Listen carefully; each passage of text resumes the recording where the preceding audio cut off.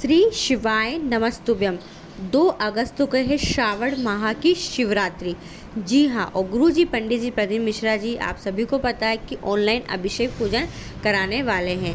गुरु जी कह रहे हैं कि सब लोग मुझसे कहते हैं कि मैं श्रावण के महीने की शिवरात्रि को इतना महत्व क्यों देता हूँ, महाशिवरात्रि पर ऑनलाइन अभिषेक पूजन क्यों नहीं कराता। तो गुरु जी ने आज क्लियर किया है कि श्रावण महीने की जो शिवरात्रि होती है ये बहुत खास और विशेष इसलिए होती है क्योंकि जो ये 4 महीने होते हैं, इन 4 महीने में विष्णु जी जो होते हैं सृष्टि का पूरा कार्यभार महादेव के हाथ में सौंप के शयन निद्रा में चले जाते हैं। तो इस समय सब कार्यभार महादेव के हाथ में है, यानी अभी कुर्सी पर महादेव बैठे, तो सारा पावर जो है महादेव के हाथ में है। तो हम बाबा से जो ही मांगते हैं बाबा मनोकामना को अवश्य पूरी करते ही करते हैं। तो इसलिए गुरुजी सावन के महीने की शिवरात्रि पर ऑनलाइन अभिषेक पूजन कराते हैं, जिसके माध्यम से हर व्यक्ति के घर में महादेव का आगमन होता है और बाबा सभी के दुख कष्टों को दूर करते हैं। और गुरुजी ने 2 अगस्त श्रावण की शिवरात्रि में जो ऑनलाइन अभिषेक पूजन कराएंगे उससे जुड़े हुए कुछ प्रश्न हैं जो लोग बहुत कंफ्यूज हो रहे हैं, तो उससे जुड़ी हुई कुछ बातें मैं आप लोगों को तो शेयर कर देती हूँ। साथ में गुरुजी ने 2 अगस्त के दिन श्रावण की शिवरात्रि पर करने वाले कुछ विशेष उपायों की जानकारी दी है, वो अभी हम जान लेते हैं। चलिए वीडियो शुरुआत करते हैं। स्वागत है मोदी जी ऑफिशियल चैनल पर। अगर आप लोगों ने अभी तक चैनल को सब्सक्राइब नहीं किया है तो प्लीज़ चैनल को सब्सक्राइब कीजिएगा और कमेंट में श्री शिवाय नमस्तुभ्यम हर हर महादेव अवश्य लिखिएगा। और कमेंट में ज़रूर बताइएगा कौन कौन महादेव को अपने घर में विराजमान करने वाला है 2 अगस्त श्रावण की शिवरात्रि पर। पहला प्रश्न ये सामने आ रहा है कि कमेंट भी आ रहा है कि दीदी पार्थिव शिवलिंग का जो हम निर्माण करेंगे उस शिवलिंग के निर्माण में क्या लड़कियां, गर्ल्स, महिलाएं पूजन कर सकती है कि नहीं कर सकती है। तो सबसे पहली बात गुरुजी ने शुरू से कहा है कि महादेव का पूजन स्त्री और पुरुष दोनों कर सकते हैं, पति और पत्नी जोड़े से कर सकते हैं, साथ में लड़कियां, कुंवारी लड़कियां भी पूजन कर सकती हैं।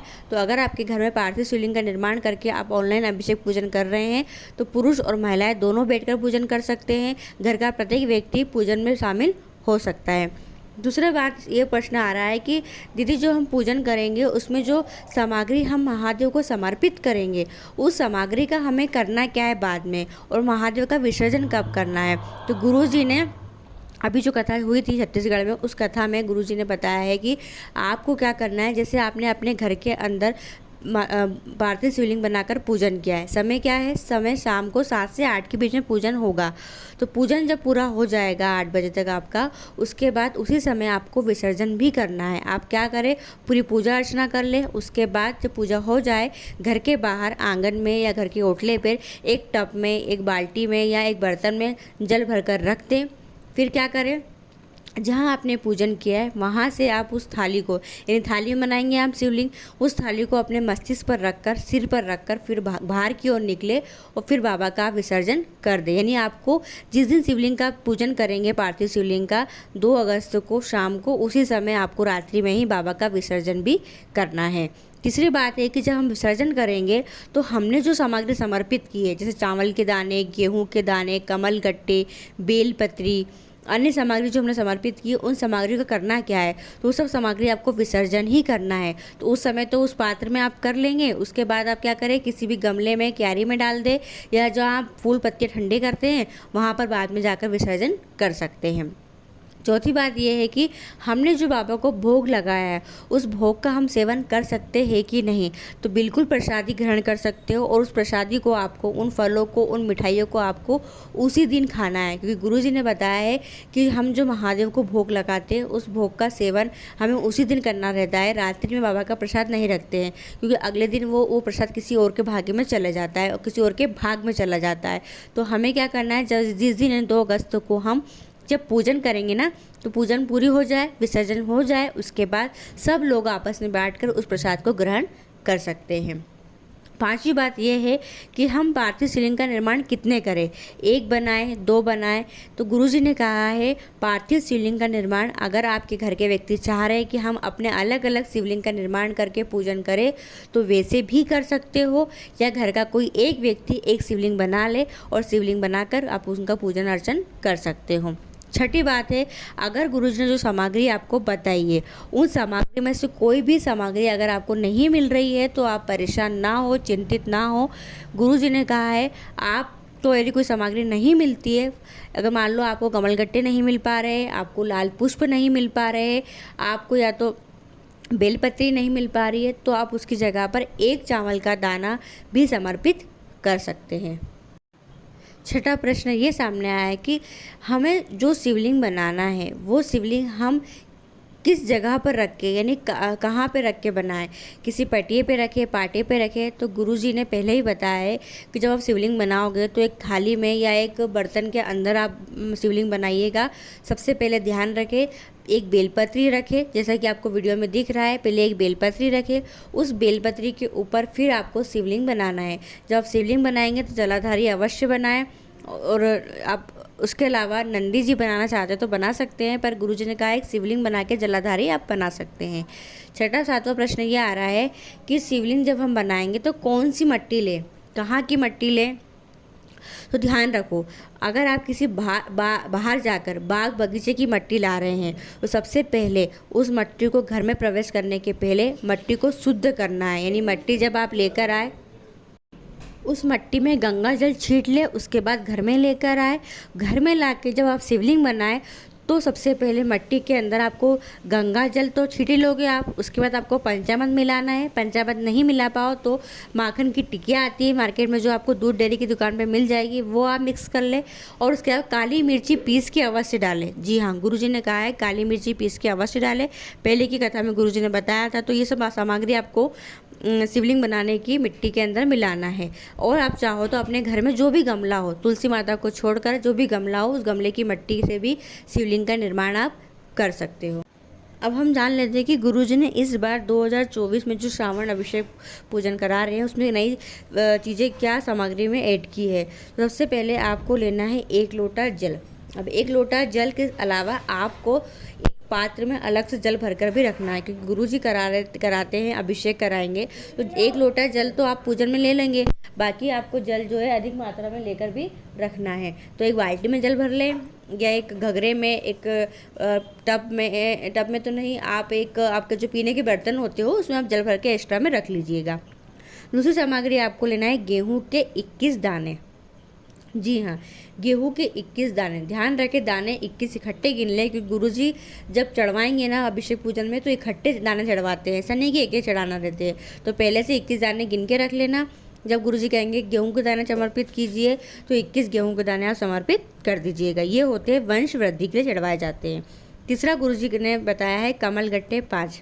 जी हाँ, कमलगट्टे की मात्रा 5 होना चाहिए। अगर कमलगट्टे नहीं मिल पाते तो कमल के जो फूल होते हैं वो आपको मिल जाए 5 तो वो भी ले सकते हो, और वो भी नहीं मिलते हैं तो उसकी जगह पर आप 1 चावल का दाना भी समर्पित कर सकते हो। फिर हमें लेना है चौथी सामग्री है चावल 108 दाने।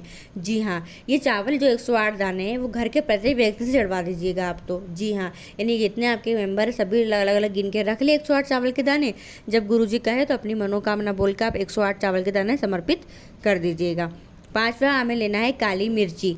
काली मिर्ची कम से कम 21 दाने हमें लेना है। कितने दाने? 21 दाने। फिर हमें लेना है काली तिल्ली। काली तिल्ली हमें लेना है मात्र 1 चुटकी। तो आपकी चुटकी में जितनी एक चुटकी हल्दी काली तिल्ली आ जाए ले लीजिएगा। ध्यान रखें तिल्ली 2 प्रकार की होती है, एक काली और एक सफ़ेद। इस पूजन में हमें काली तिल्ली का उपयोग करना है। धतूरा 1 धतूरा लेना है, और उसमें भी गुरुजी ने उपाय बताया है। गुरुजी ने धतूरे का एक विशेष उपाय बताया जो हम आगे जान लेंगे। बेलपत्री लेना है 7 बेलपत्री, कम से कम 7 बेलपत्री हमें लेना है। उसके अलावा भी कुछ बेलपत्री आप रखना अपनी थाली में, क्योंकि गुरुजी 7 बेलपत्री एक साथ चढ़वा देंगे। उसके अलावा गुरुजी अलग अलग बेलपत्री चढ़ाने को कहते हैं, तो अलग से आप 5-7 बेलपत्री भी अपनी थाली में लेकर रख लीजिएगा, ताकि जो गुरुजी कहे तो हम चढ़ा सकें। समी पत्र लेना है 7। जी हाँ, समय पत्र 7 लेना, और इसके अलावा घर के अंदर जो मेंबर है सभी को 1-1 समय पत्र दे दीजिएगा, ताकि अपनी मनोकामना बोलकर जो व्यक्ति सावन की शिवरात्रि में चढ़ाता है उसकी मनोकामना जल्दी पूरी होती है। तो मनोकामना पूर्ति के लिए भी 1-1 समय पत्र अलग से लेकर रख लीजिएगा। इसके अलावा लेना है लाल गुलाब के फूल। जी हाँ, अब लाल गुलाब के फूल आपको 7 लाल गुलाब अगर मिल जाए तो अच्छी बात है, अगर नहीं मिल पाए तो कोई भी कलर के फूल मिल जाए आपको, आप ले लीजिएगा। गुरुजी ने 7 कहे हैं, इसके ज़्यादा भी अधिक मात्रा में आपको फूल इकट्ठे करके रख लेना है, ताकि जब गुरुजी कहे तो आप आसानी से आराम से बाबा को समर्पित कर सके फूल। उसके अलावा लेना है गोल सुपारी हमें लेना है 3। जी हाँ, 3 गोल सुपारी। पूजा की सुपारी अलग तरीके की होती है जो गोल होती है, इसमें एक गणेश जी बनेंगे, एक गौरा जी बनेगी और एक संकल्प गुरुजी स्टार्टिंग में ही संकल्प लेने को बोलते हैं। इसके अलावा आपको लेना है जनेऊ का जोड़ा। जी हाँ, 2 जनेऊ लेंगे, एक गणेश जी के लिए और एक महादेव के लिए। 2 जनेऊ का जोड़ा आप तैयार कर पहले से ही जनेऊ के जोड़े को खोल के रख लीजिएगा, सुलझा के रख लीजिएगा। ऐसी कैसे चढ़ाना नहीं रहता है, जनेऊ खोल के आसानी से आराम से आप चढ़ा सको तो पहले से ही खोल के तैयार रख लीजिएगा। इसके अलावा हमें जो सामग्री लेना है, इसके अलावा आपको पूजन के लिए 2 दीपक तैयार करना है। दोनों दीपक आप सोचे कौन सी लेना है, तो एक आप लंबी बाती का दीपक ले लीजिएगा, जो दीपक अखंड जलेगा पूरा पूजन अभिषेक तक। तो अच्छा ऊपर तक घी भर देना ताकि बार बार घी डालना नहीं पड़े आपको। एक दीपक थोड़ा बड़ा ले लीजिएगा, लंबी बाती का दीपक ले लीजिएगा और उसमें अखंड मतलब पूरा उसके अंदर घी भर दीजिएगा। और दूसरा दीपक हमें आरती के लिए तैयार रखना है और साथ में आरती के लिए कपूर भी आपको लेकर रखना है। फल आपको लेना है 5 फल। जब आप फल ले तो परेशान ना हो, अगर आपको केले मिल जाए तो 5 केले ले लीजिए, अलग अलग तरीके के फल मिल जाए तो वो भी आप ले सकते हैं। इसके अलावा मीठे में प्रसाद के लिए आपको शक्कर या गुड़ का उपयोग कर लेना है, जो आपके घर में आसानी से आपको मिल जाएगा। और अगर आप मिठाई ला सकते हैं तो मिठाई बाबा को प्रसाद चढ़ा सकते हैं, जो आपकी मर्जी हो उसे आप कर सकते हैं। इसके अलावा अभिषेक करने के लिए इत्र, ध्यान रखें इत्र जरूर लेके आए। और पीला चंदन, जी हाँ, इस पूजन में हमें पीला चंदन का उपयोग करना है। मोली यानी क्या होता है, तो जो हाथ में रक्षा सूत्र बांधा जाता है, जो पंडित जन पूजन अभिषेक में हमारे हाथ में धागा बनाते हैं। जो हम मंदिर जाते हैं तो हमारे हाथ में जो धागा बनता है ना, वो आपको मोली कलेवा लेना है। इसके अलावा हमें लौंग लेना है, इलायची लेना है। जी हाँ, और क्यों लेना है, क्यों लौंग इलायची से हम पान का बेड़ा महादेव को समर्पित करेंगे। तो लौंग, इलायची, पान के पत्ते और पंचामृत लेना है। पंचामृत में आपको 2 कटोरी तैयार करनी है। एक तो मिक्स कर लेंगे सब, इसके अलावा दूध, दही, घी, शक्कर, शहद, ये आपको गंगा जल, ये सब आपको पंचामृत तैयार रखना है और 1 कटोरी मिक्स करना है। और एक में आपको अलग अलग भी रखना है। गुरुजी कहते हैं कि दूध चढ़ाओ, जल चढ़ाओ, फिर शहद चढ़ाओ, घी चढ़ाओ, तो ये अलग अलग भी तैयार कर लेना और एक मिक्स करके भी तैयार करके रखना है। इसके अलावा रोली क्या होती है, कुमकुम, जो माँ पार्वती के लिए रहेगी। इसके अलावा आपको लेना है हल्दी की गांठें, खड़ी हल्दी लेना है और पीसी हल्दी भी दे के रखिएगा, जो पाउडर फॉर्म वाली आती है वो भी। हल्दी की गांठ आप 3 रख लीजिएगा। इसके अलावा अबीर, जो सफ़ेद कलर का अबीर आता है वो लेना है हमें। जी हाँ, सफ़ेद कलर का अबीर आता है ना, वो लेना है हमें। गुलाल लेना है बाबा के लिए। और आपको लेना है मेहंदी कौन सी लेना है, तो वो कोन वाली मेहंदी नहीं लेना है, आपको लेना है जो पीसी हुई मेहंदी मिलती है, जो आपको 2 रुपये का या 5 रुपये का पाउच मेहंदी का मिल जाएगा, वो मेहंदी आपको लेना है। और शिवलिंग आपको पहले से बना के तैयार रखना है। ये आवश्यक सामग्री है जो हमें तैयार रखना है।